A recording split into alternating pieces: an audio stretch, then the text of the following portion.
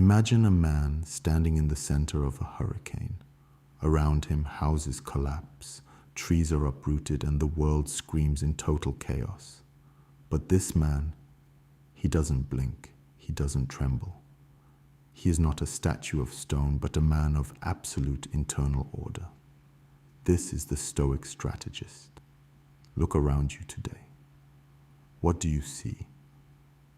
You see a world overflowing with technological marvels, yet populated by men and women with minds made of glass.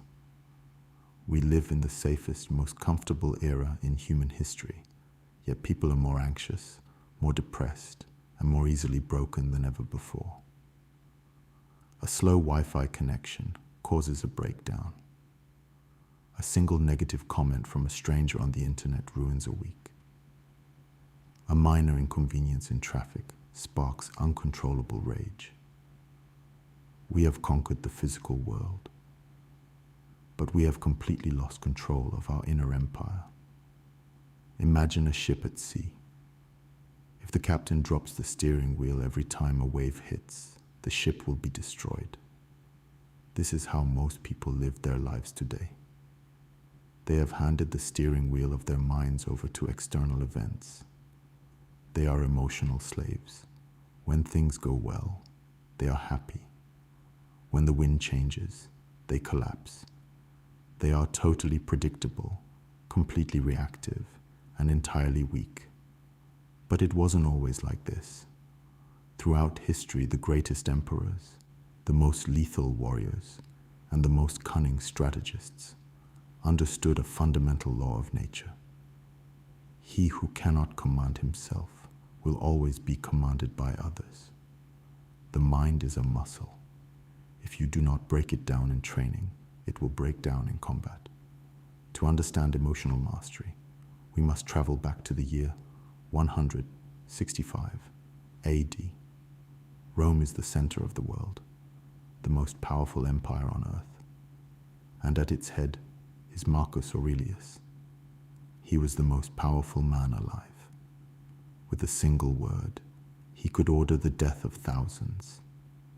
He had access to unlimited wealth, infinite pleasure, and absolute authority. History shows us that absolute power usually turns men into monsters. It creates tyrants and madmen. But Marcus Aurelius was different. He didn't write about his greatness. He wrote a private diary about his flaws. A diary we now call Meditations. And he needed that philosophy because his reign was an absolute nightmare. Imagine the weight of a world on your shoulders. The Antonine Plague hits Rome. People are dying by the millions in the streets. The economy is collapsing. And if that wasn't enough, invading armies are burning the borders. Then, the ultimate test. Avidius Cassius, Marcus's most trusted general and closest friend, betrays him. He declares himself emperor, attempting to steal the throne and start a bloody civil war. How would the modern man react? Panic, despair, uncontrollable fury. Marcus Aurelius did none of these. He didn't scream. He didn't execute Cassius's family in revenge. Instead, he remained completely still. He stepped back from his emotions and analyzed the board like a grandmaster playing chess. He understood that the plague, the invading armies, and the betrayal were external events. He could not control them, but his reaction, that was his absolute domain. This leads us to the first and most critical pillar of the unstoppable mind, the dichotomy of control. Epictetus, another giant of Stoicism, was not an emperor. He was a slave. His master was a cruel man who, according to legend, deliberately twisted Epictetus's leg in a fit of rage. As the bone was about to snap, Epictetus calmly said, "If you keep twisting, it will break." The bone snapped. Epictetus, with a broken leg that would leave him crippled for the rest of his life, simply looked at his master and said, Did I not tell you it would break? How does a man achieve this terrifying level of calm? He mastered the division of the universe into two strict categories: things that are up to us and things that are not. What is up to us? Our judgments, our impulses, our desires, our actions. What is not up to us? Our bodies, our reputations, the economy, and other people's opinions. When you obsess over things outside your control, you are handing the keys of your life to random strangers and chaotic events. You are choosing to be a victim. But when you ruthlessly focus only on your response, you become invincible.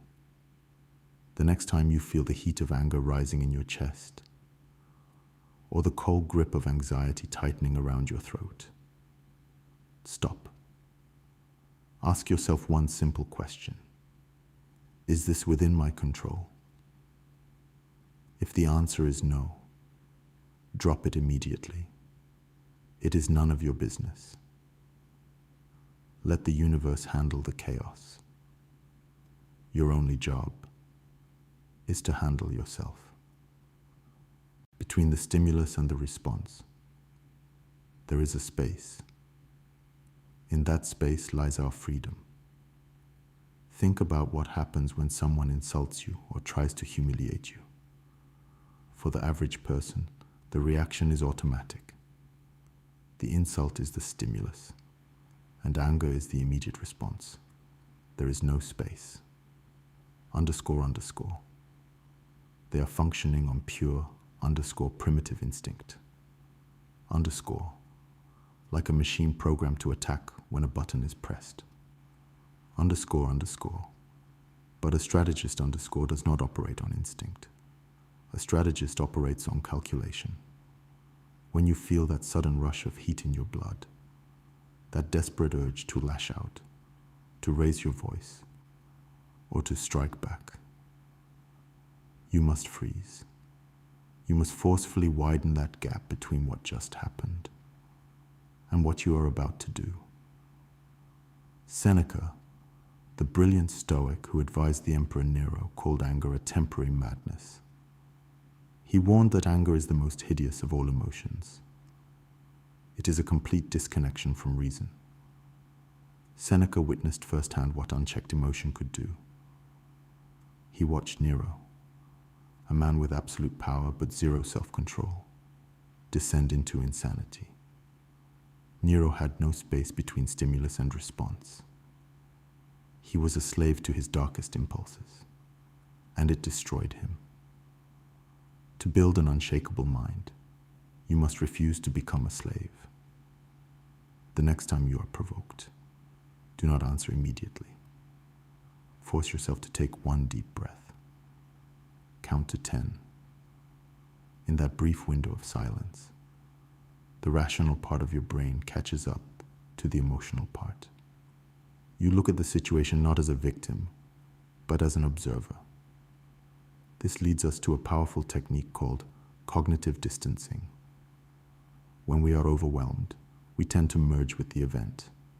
We say, I am angry. We say, I am terrified. The Stoic Strategist reframes this. Instead of saying, I am angry, the Stoic says, I am experiencing a feeling of anger. Do you see the difference? The first statement consumes your identity. The second statement separates you from the emotion. You are the sky. The emotion is just a dark cloud passing through. The sky is never damaged by the cloud. It simply watches it roll in, rain, and eventually disappear. By distancing yourself, you strip the event of its power. You look at the person yelling at you and you realize their anger is their problem, not yours. They are out of control.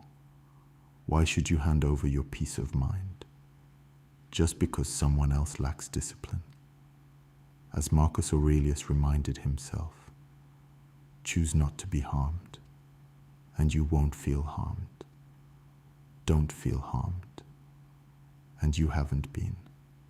But how do we maintain this perspective when the problems we face seem monumental? When it is not just an insult, but a massive financial loss, a brutal breakup, or a severe illness? When the weight of the world feels like it is crushing you, you must use the ultimate strategic weapon, the view from above. Human beings are inherently selfish creatures. We are trapped inside our own heads, convinced that our lives, our dramas, and our struggles are the absolute center of the universe. When your car breaks down, or you lose your job, your ego blows the event out of proportion. It feels like the end of the world. The Stoics knew that to conquer this anxiety, you have to literally zoom out. Close your eyes. Imagine your spirit leaving your body. You float up above the room you're in. You see yourself sitting there, a tiny speck. Now float higher. Look down at your entire city, millions of people, all running around, fighting, working, crying, laughing. Now go higher. Look at the entire continent, empires rising and falling, wars being fought over invisible borders. Go even higher until you see the entire earth floating in the infinite, cold darkness of space. Now, from up there, among the stars, look back down at that tiny, microscopic problem that was ruining your day. How significant is it really? How much does that insult matter in the grand scheme of eternity? How devastating is that failure when compared to the vastness of human history? The view from above does not make your life meaningless. It makes your anxieties meaningless. It destroys your ego. It reminds you that your time on this earth is violently brief. You are a flash of light in the dark. Are you really going to spend that brief flash being angry at traffic? Are you going to waste your limited heartbeats dwelling on the opinion of someone you don't even respect? This macro perspective creates an armor of profound tranquility. When you realize how small you are, you paradoxically become incredibly powerful. You stop sweating the small stuff. And the secret the Stoics knew is this: almost everything is the small stuff. The mind is a muscle. If you do not break it down in training, it will break down in combat. The Stoic strategist does not hope for the best. Hoping makes you weak. Hoping makes you vulnerable to disappointment. Instead, the strategist uses a dark and powerful tool, premeditatio malorum, the premeditation of evils. Most people run away from negative thoughts. They want to visualize only success, wealth, and happiness. But what happens when reality strikes? What happens when they lose their job, or when they face a sudden crisis? They collapse. They are completely blindsided, because they never prepared for the darkness. The unstoppable mind walks willingly into the dark. Every single morning, Marcus Aurelius would wake up and tell himself, "Today I will meet with the meddling, the ungrateful, the arrogant, and the deceitful." He wasn't being a pessimist. He was putting on his psychological armor. By visualizing the absolute worst-case scenarios, he stripped them of their power. You must do the same. Visualize losing everything you value. Feel the sting of that loss. And then, ask yourself, could I survive this? The answer is always yes. By rehearsing the disaster, you become a ghost to fear. And when you no longer fear the worst, what can the world possibly use to threaten you? Nothing. This leads us to the final stage of mastery, a concept so powerful, it borders on the superhuman, Amor Fati, the love of fate. Notice the word carefully. Not tolerance, not acceptance, love. When a tragedy happens, the average man plays the victim, but the unstoppable mind looks at the obstacle, smiles, and says, "Good. Your project failed? Good. Now you know what doesn't work. Someone broke your trust? Good. They cleared the path for someone loyal." A roaring fire doesn't care what you throw into it. It consumes everything and uses it as fuel to burn brighter. Whatever life throws at you, pain, betrayal, failure, you consume it. You use it to become stronger, wiser, and more lethal. When you achieve Amor Fati, you can no longer lose, because even your defeats are converted into strategic advantages. Mastering your emotions is not a one-day task.